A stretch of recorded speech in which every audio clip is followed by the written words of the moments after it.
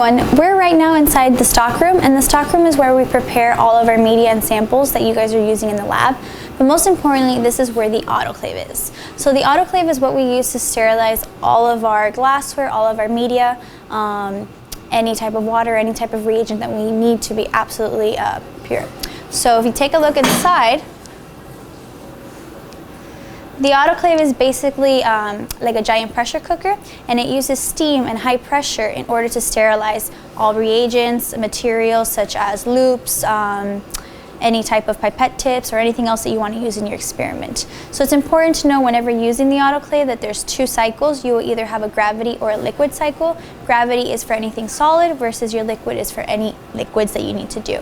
Make sure that whenever you use the autoclave, it is under supervision. You're always using hot hands called autoclave gloves, and you always fill out the log, the autoclave log, matching whatever cycle you use and the time.